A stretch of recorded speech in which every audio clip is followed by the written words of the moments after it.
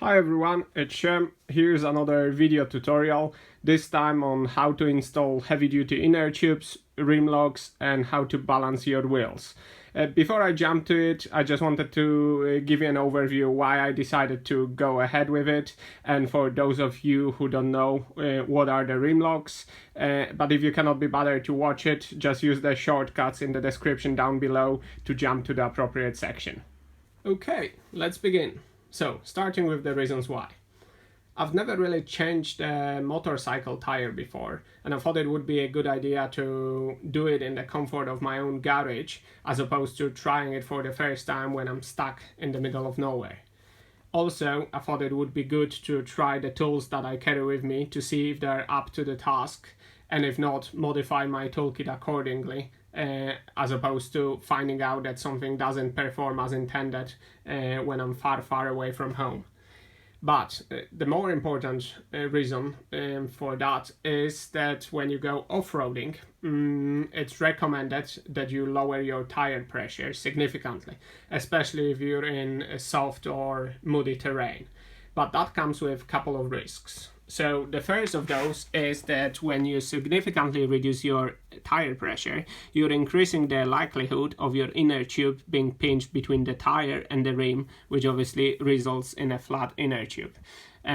So I tried to mitigate that risk by installing a heavy-duty inner tubes, which have significantly thicker sidewalls than the stock inner tubes that are currently on the bike.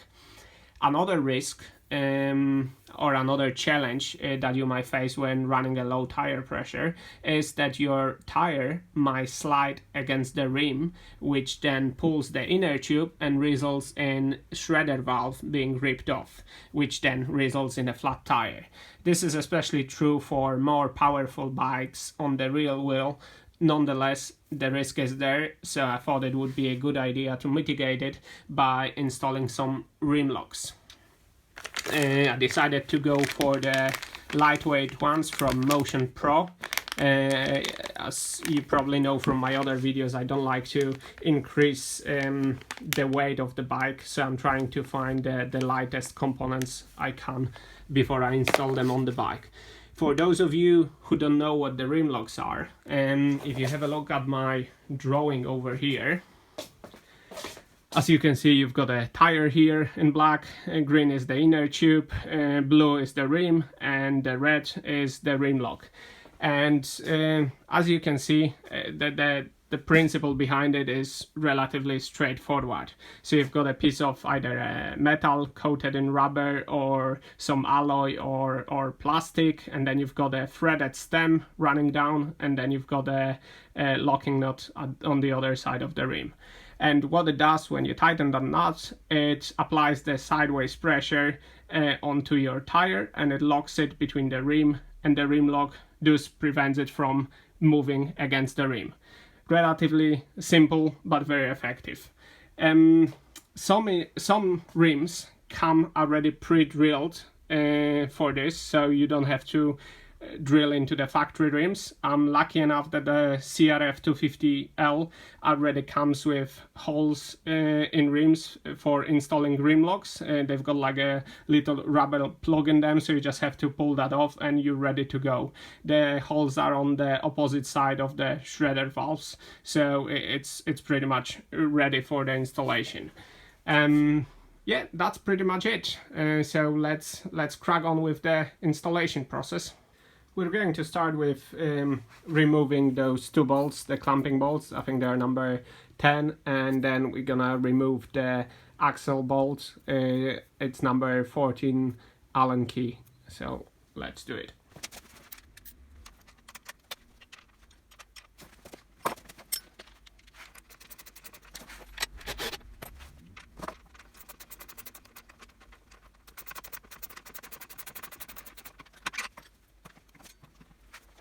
Okay, so the front wheel has now been removed, and before we start taking the tire off, a little precaution. I always think it's a good idea to put something clean in between the brake pads just to prevent them from moving in. Well, it shouldn't happen, but in case you forget about it or someone accidentally squeezes in the front brake, sometimes the pistons go in and they don't go all the way back, so you have to pry them out between you can put the front disc in and so on. So it's just to prevent the hassle, nothing more than that.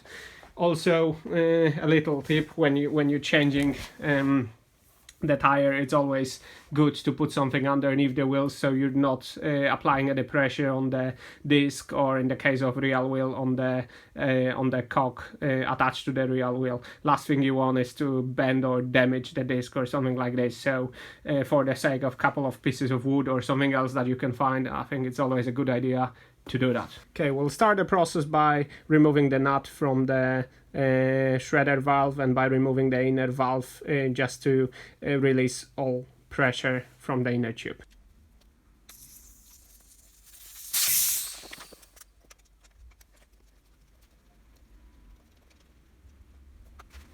Right, so the pressure has been released and the valve has been taken out, so it's time to break the bead. And what I mean by it, if you look at the drawing over here, each tire has like a metal wire, which is referred to as a bead, that goes around the perimeter of the rim. And when that wire is in the higher part of the rim, it kind of locks in place, and it, well, not in case of the inner tube tires, but it creates the seal. And what you want to do first, before you start taking it over that rim, you want to ensure that all of the bead is in the lower part of the rim. That gives you more room to play. So the first thing we're gonna do is we're gonna apply the side pressure just to get that bead down to the lower part of the rim, and then we're gonna begin taking it over the edge. Also, because this bike has only one disc at the front, it's probably a better idea if I flip it around to minimize the risk to the disc. But if you've got a bike where the discs are on both sides, just make sure that you've got something underneath before you start applying the pressure to the tire.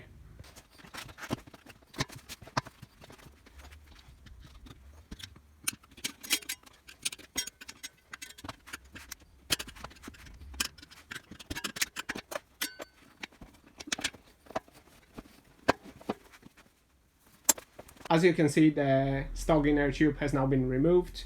The whole process went much better than I initially anticipated, because I've never changed the inner tube on the motorbike. I was expecting to be struggling with taking the bead over the edge of the rim, but stock tires on the Honda CRF250L seem to be fairly compliant, so it wasn't an issue for me at all. And based on that, I don't think it should be an issue for you either. Before we move to the next stage, I just wanted to quickly show you the difference between the stock inner tube and the heavy duty inner tube.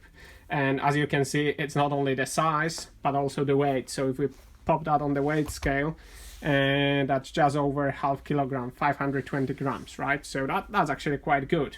Then if we put the heavy duty inner tube on the weight scale, well, that's a whopping 1282 grams, so nearly 1.3 kilograms, which is significantly heavier than the stock inner tube.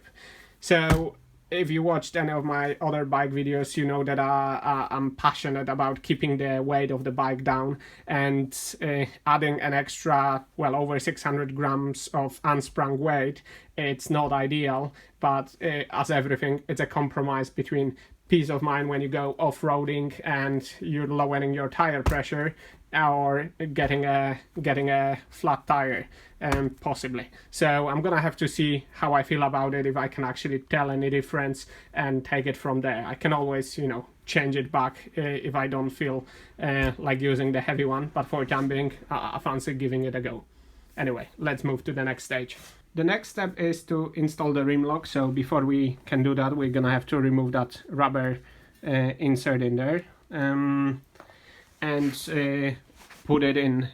Obviously, I don't have to take the tire off completely. We're just replacing the inner tube and installing the rim lock, so there's no need for taking off the tire completely. Once the rim lock is inserted, I'm just gonna put the nut on the thread just a little bit to prevent it from falling in, but obviously at this stage I'm not gonna tighten it yet. And then once the rim lock is in place, I'm gonna put the heavy duty inner tube in. And when you do that, just remember there is a top nut will have to be taken off, because that's gonna secure it from the inner side of the rim, and the one nut near the valve bottom has to stay in. It acts as a kind of a little spacer. One thing I forgotten to mention is where the rim lock hole is pre-drilled in the rim, we're gonna have to cut out or hole punch a little hole in the rubber tape that runs within the rim that protects the inner tube from getting in contact with the spokes. So before we can install it, we're gonna have to do this one.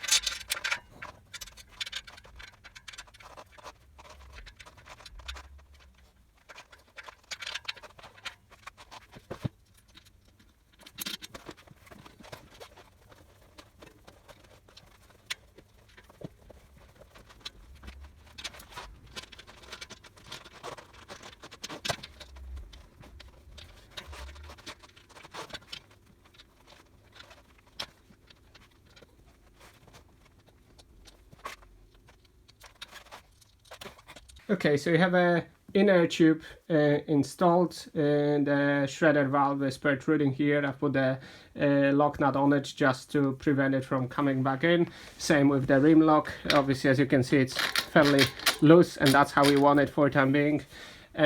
Before I put the tire back on, to minimize the risk of pinching the inner tube, I'm gonna put a little bit of pressure just so the inner tube sort of takes that donut shape, just enough so it's still very soft and playable, but it will prevent it from kind of getting caught between the tire and the rim. So I'm gonna do that now, and I will begin the process of putting the tire back on.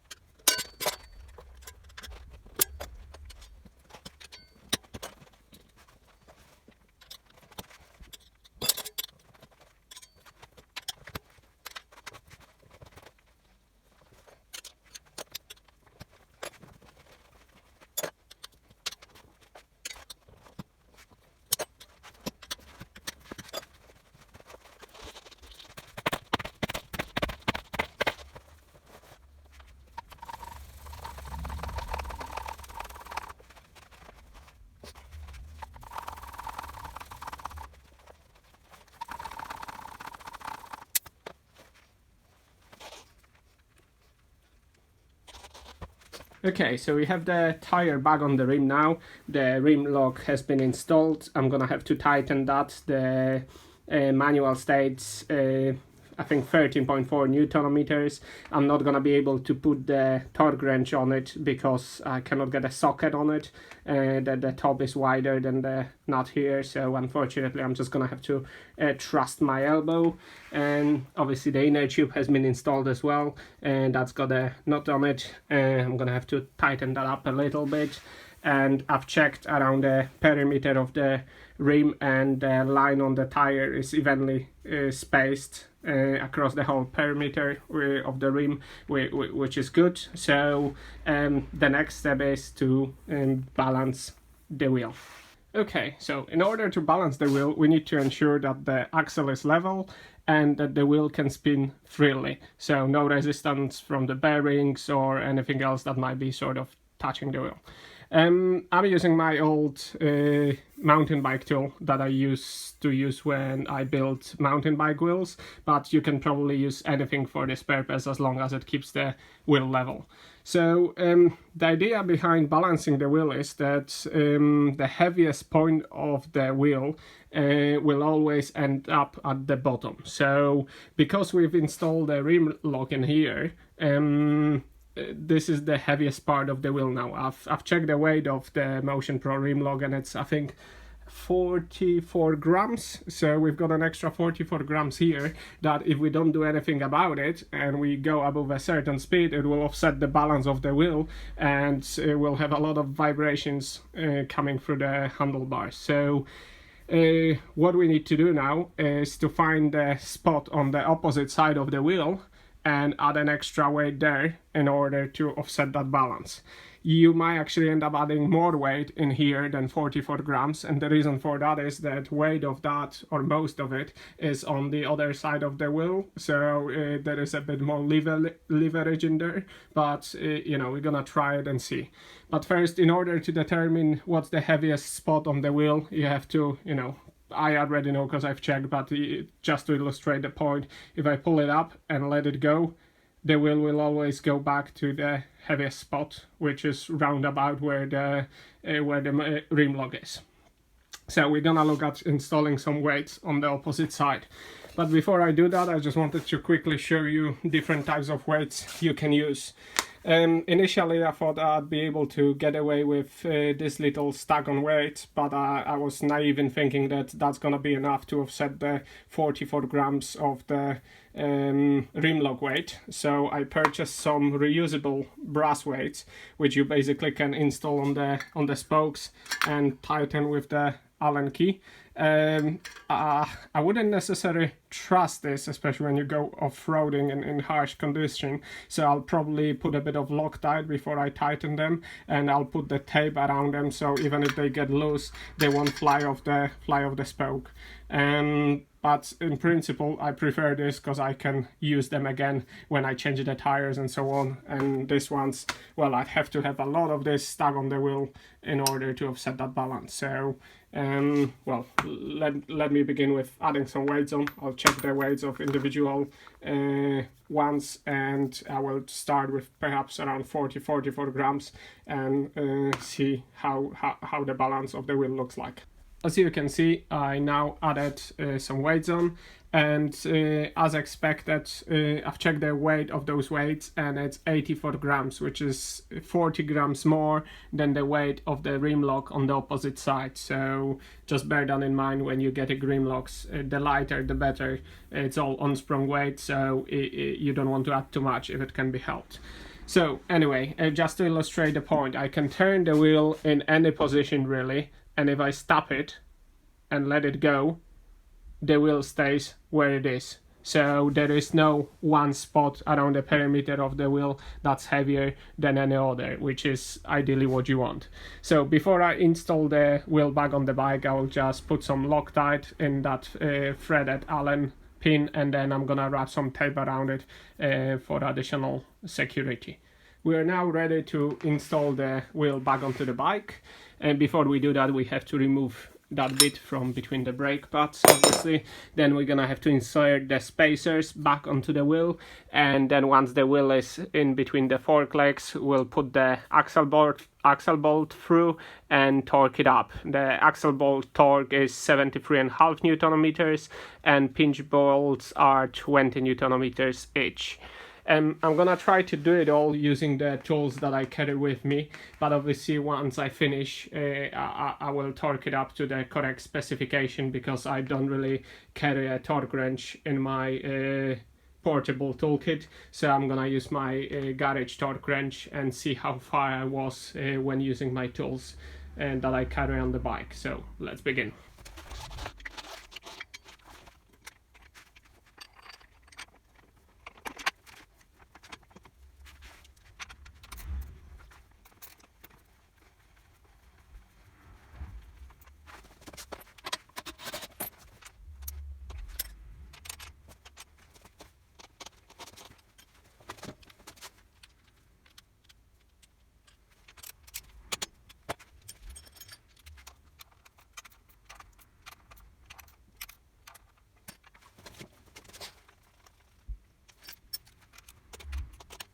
Okay, so before we move to the rear wheel, I just wanted to say that it turns out that when using my toolkit, I torqued it up probably more than I should have. Whenever I use torque wrenches afterwards both clicked straight away. So just to be on the safe side, I'm gonna release the pinch bolts and release that and torque it up using the torque wrenches from the start, and then torque the pinch bolts back on, and then we're gonna start with the rear wheel. In order to remove the rear wheel, we're gonna have to loosen up the axle nut on the right hand side of the bike. I'm gonna try to do it using my Motion Pro tire lever. It's number 24, at least I hope it is, yeah. And then on the other side we've got number 19, which I've got my modified spanner to do that. So I'm gonna try to do it using these two tools. Then we're gonna remove the axle, and then we're gonna have to slide the wheel forward in order to remove the chain from the rear cock.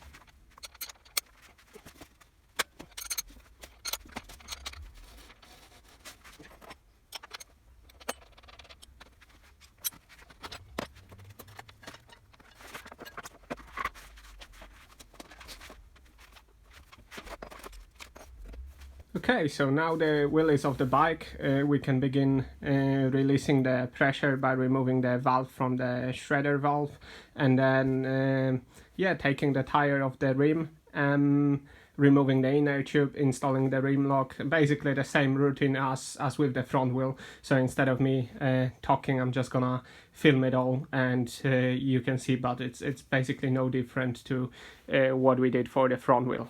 Also, I just wanted to mention, because when I disassembled the front wheel, the axle and everything looked well greased up and nice and clean, so I did not really put any grease when I was installing it back in. However, the rear wheel was quite dirty, and I could already see some a little bit of a corrosion where the bearing or something was sitting on the axle. So I've cleaned it all up. It's much easier when the wheel is off the bike, obviously, and then I'm gonna put some grease when I'm gonna be assembling it back. So it's just good for maintenance, really. So yeah, let's go with it.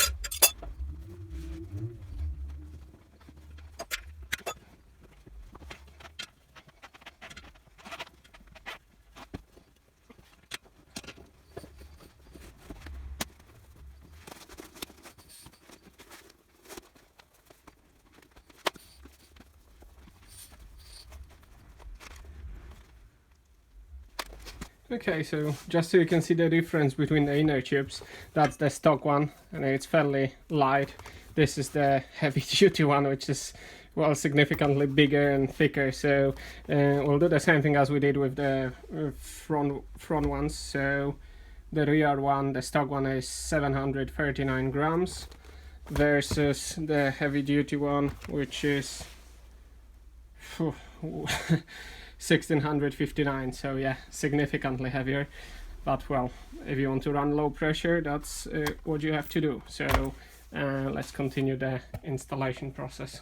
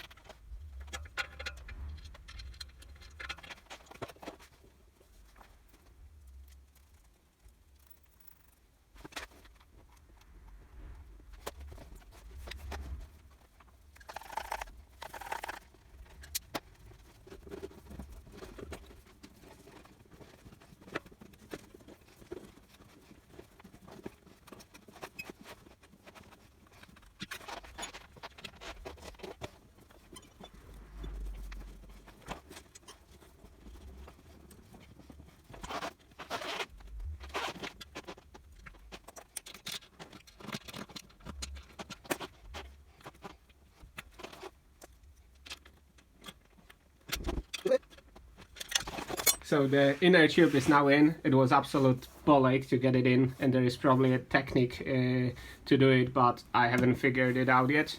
Anyway, it's in, so I'm gonna continue the process of putting the tire back on, and then we'll crack on with balancing the wheel.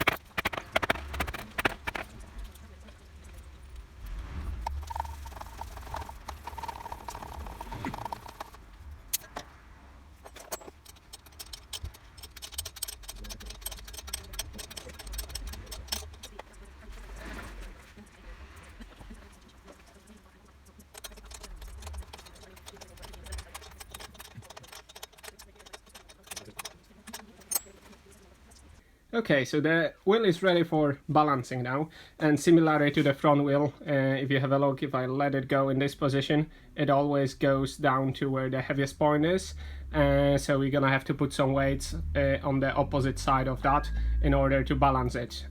I've checked the weight of the rim lock, and the rear one weighs 79 grams, but again, because of it's on the other side of the rim, I'm gonna have to put a lot more weight in here. I'm kind of estimating between 100 to 250, 160 grams. Okay, so I finished balancing the wheel. As you can see, and the weights are on. I've put a drop of Loctite in the thread and some tape for extra security in case they came loose. I had to put 125 gram in order to counterbalance the rim lock, which is 79 gram. So yeah, this is pretty much as expected, and as you can see now, I can put wheel in any location and it doesn't go back to its original position. So that's really what we wanted to achieve here. Yeah, if you have a look, can put it like this, stop it there, release it, and the wheel stays where it is. So all the points around the perimeter of the wheel should have similar weight now. Okay, so we're ready to put the wheel back on the bike, and before we do that, I'm gonna put a little bit of grease on the axle just to prevent it from corroding, nothing else really. Then I'm gonna put the spacers back into the wheel, and then we're gonna insert the wheel, align it with the brake caliper, and then we're gonna have to put it forward slightly in order to put a chain around the cock. Once this is done, we'll try to put the axle in and put the nut on the other side and torque it up to, I believe manual states 88 Newton meters. But before I use the torque wrench, I will try to use my Motion Pro lever, as this is something that I will have with me on my bike trips, and not a torque wrench. So I'm gonna do that first and see how far out I was when I finish it off with a torque wrench.